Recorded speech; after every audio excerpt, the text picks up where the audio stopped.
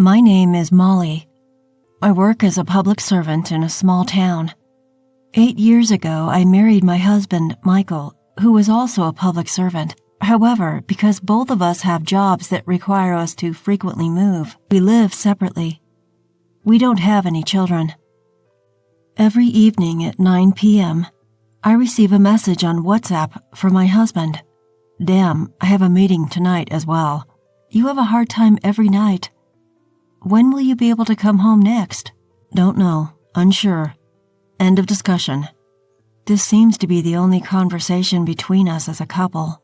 In our 8 years of marriage, we have never lived together. People may think that we are a marriage of convenience because of this.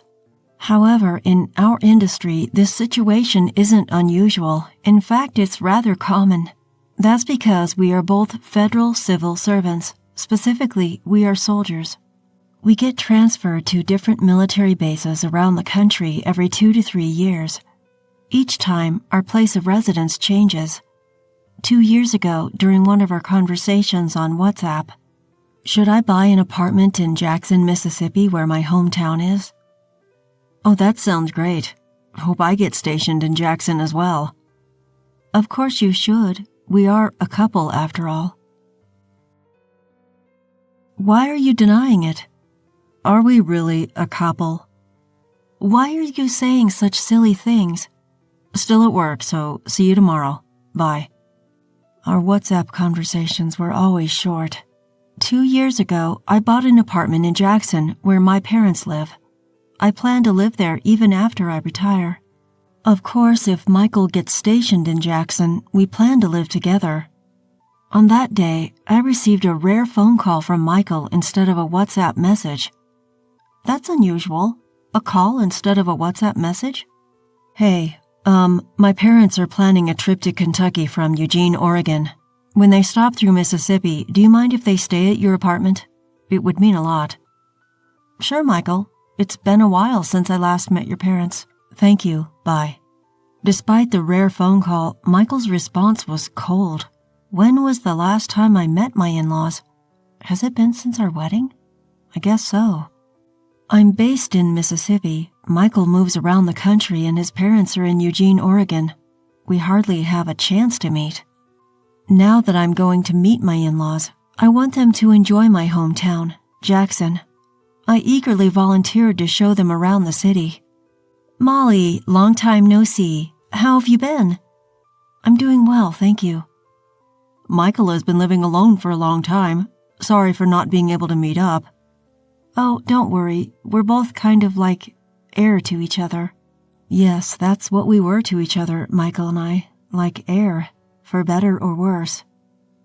Since you're here in Mississippi, let's tour the Windsor ruins today, I said and drove my in-laws to the Windsor ruins. These ruins are impressive.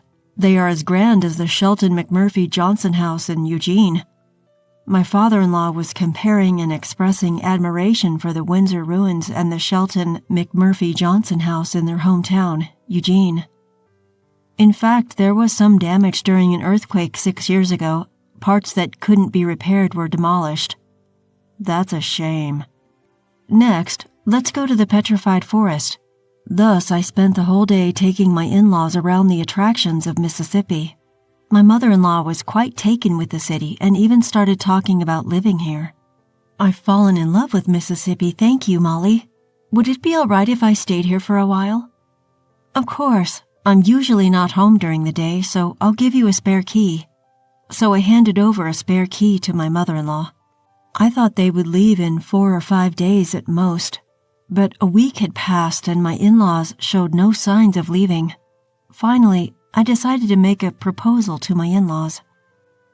Well, if you like it that much, I can lease it to you for $600 a month. I can just stay at my folks' house in the city in the meantime. Upon hearing that, my father-in-law suddenly flared up in anger. What on earth are you thinking? Asking family for money to lease.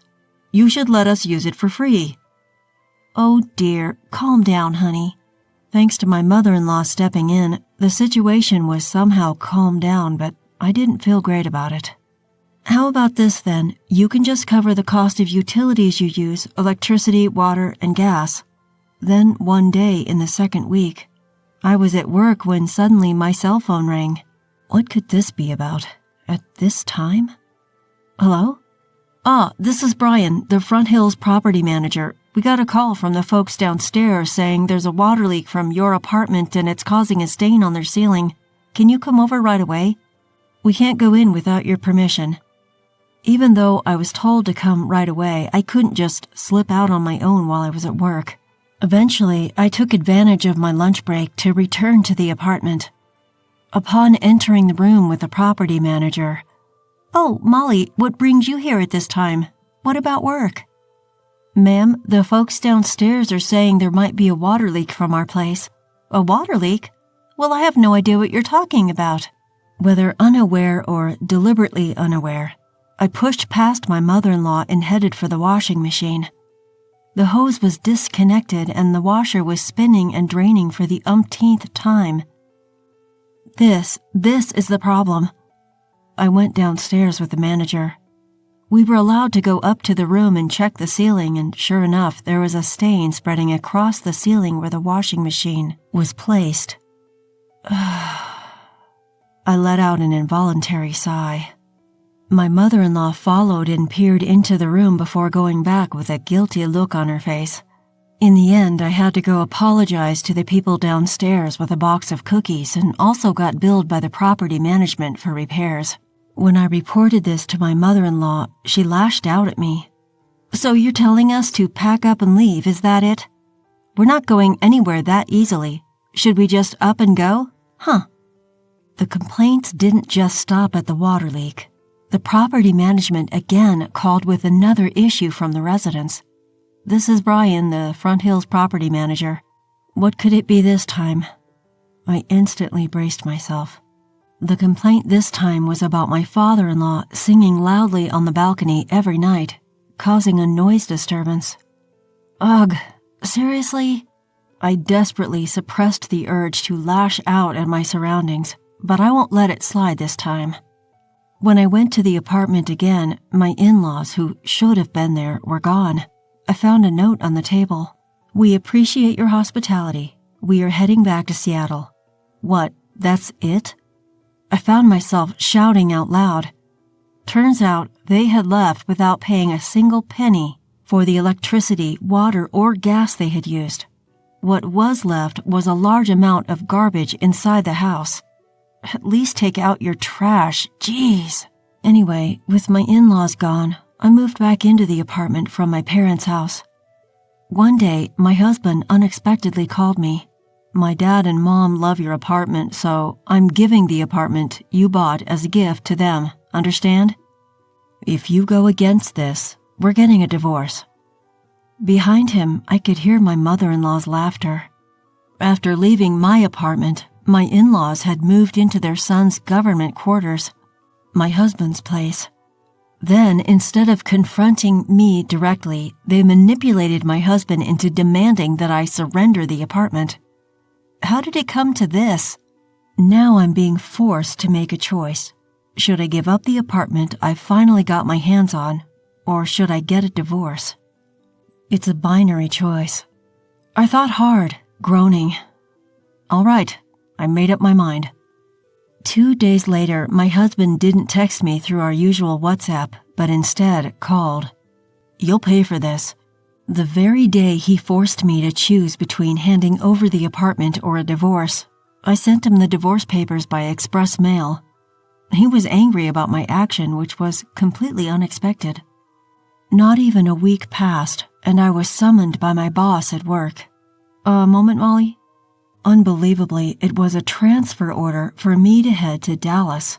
My ex-husband, who manages personnel, had pulled some strings behind the scenes to harass me since I adamantly refused to let go of my apartment. Damn it, I won't forget this. But what about my apartment? Should I give in and rent it to my ex's parents? Right, this is exactly the time. I paid a visit to the legal affairs person at my workplace. "You have no relation whatsoever with your ex-husband now, so naturally you're unrelated to his parents too. I think you should rent this out as a landlord." That's what I thought. I immediately called my in-laws, who had gone back to Portland, and told them that I was ready to rent my apartment out when I'm transferred. To my surprise, they readily agreed. Well, it wasn't harassment, they just really liked my apartment. On this occasion, I proposed a condition of $700 per month, including the utility bills and repair costs from their last stay, which they accepted without a fuss. While working in Dallas, I was also studying for the internal selection examination. Only a select few could reach the top level among senior military officers. The biggest hurdle to reach that top level was an examination to enter a course called the Command Staff Course, which trains unit commanders. Those who pass the examination and complete over a year of training are assigned to units all around the country as unit commanders. It wasn't so much about wanting to be important or wanting to be in charge of others. I was full of the desire to get a higher rank and position than my ex-husband and to show him up. And believe it or not, I overcame this super tough hurdle and was given permission to enter the Command Staff course in one shot. Watch this, Michael. The real revenge starts now. Those who study in the Command Staff course are admitted to the Military Officer School. The Military Officer School is in New York, where my ex-husband resides. My ex-husband, who is in charge of personnel, must surely know that I passed the examination, but I purposefully didn't contact him, nor did he reach out to me. So after 16 months, I became a commander of a unit that is responsible for education and training of soldiers in Nebraska. Around the same time, my ex-husband was also assigned to Nebraska, where he was assigned to the Regional Cooperation Headquarters, which is a liaison between the military and local people. Thanks to the internal selection exam, my rank is now higher than my ex-husband's. That day was a training for senior officers who had newly arrived in Nebraska. Hey, why are you wearing a rank insignia that's higher than mine? As soon as my ex-husband spotted me and approached, the first thing he did was yell at me.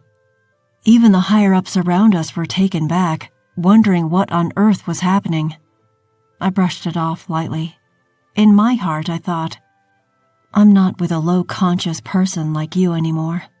It was a fantastic, sunny Sunday. This day was the annual base open day, a rare opportunity for ordinary citizens to interact with servicemen. From children to adults, everyone cheered as they saw the tanks displayed within the base grounds. They were overwhelmed by the simulation of combat training, where soldiers descended from a helicopter that landed on the rooftop helipad, swiftly landing on the ground and readying their guns in a Spider-Man-like maneuver. Some people took photos with the soldiers in camouflage, and others were delighted to have commemorative and bear-related merchandise in their hands.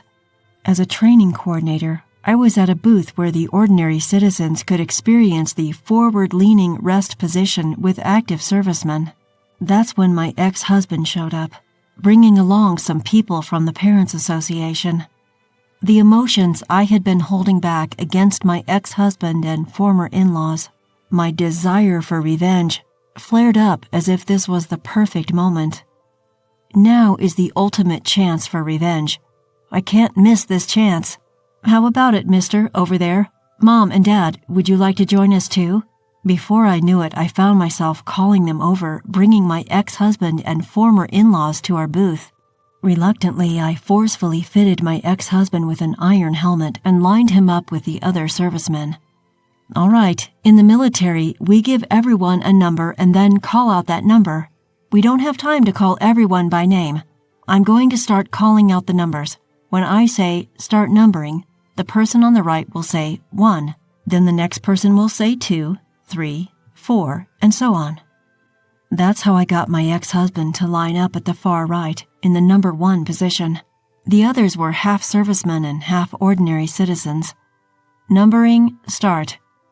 1. Number 1, you're slow. When I say start numbering, you respond immediately. Yes. At that moment, my ex-husband, who was standing straight and at attention, made me want to burst out laughing. This is amusing. Now, we're going to practice the forward-leaning rest position. After that, the instructor, a serviceman, gave a brief lecture on the procedure of the forward-leaning rest position, and after the participants repeated it several times and learned the moves to a certain extent, I took over. From now on, we're going to conduct combat training. Soldiers, be careful about where your muzzle is pointing. For the civilians who don't have guns, please pretend. Saying so, I gave an order to the 9 participants. Target the tree ahead. Forward. We're still a good distance away from the enemy. Everyone maintain a low profile and advance by running, using the target tree as cover. Then keep your guns pointed in the direction of the enemy and let a part of the team move forward in a bounding overwatch. Number 1, bounding overwatch, move forward. I have decided to push my ex-husband to the limit with orders. What are you doing, Number 1? You're too slow. Move forward, Number 1. Number 1. Yelling like that, my husband reluctantly pushes forward. Number 1, you're standing too tall. You're going to get shot. Do you want to die, Number 1? And so my ex-husband, an active duty soldier, crawls around the ground with his rifle. Number 1 has arrived. Under the blazing sun, my ex-husband manages to utter these words, barely. Number 1, your voice is too quiet. Do it again. Suddenly, a burst of laughter erupts from the crowd. The spectators who are unaware of our relationship seem to find it amusing to see a female commander treating a male soldier like a pawn. My ex-husband's parents, however, look on him with a grimace. In the hierarchical world of the military, my husband, who initially had a higher rank than me, had always tried to assert his dominance over me, both at work and in private. In the military, they often say that there's a rank system even among wives. And I think my in-laws also began to look down on me, reveling in the attention their son received, which was mostly due to his rank and not his character. Fueled by this frustration, I decided to take the selection exam and passed it in one go, resulting in a complete turnaround. In the end, I felt refreshed having been able to show my ex-husband and ex-in-laws who's boss, especially in front of my ex-in-laws who thought their son was a big shot. The way I berated my ex-husband seemed to have a huge impact. A few days later, I got a call from my ex-in-laws saying they wanted to move out of their apartment. Meanwhile, I, who had been commuting from my parents' home, could finally start commuting from my own apartment. Ironically, I still bump into my ex-husband here and there, and seeing his grimacing face each time has become a secret pleasure of mine.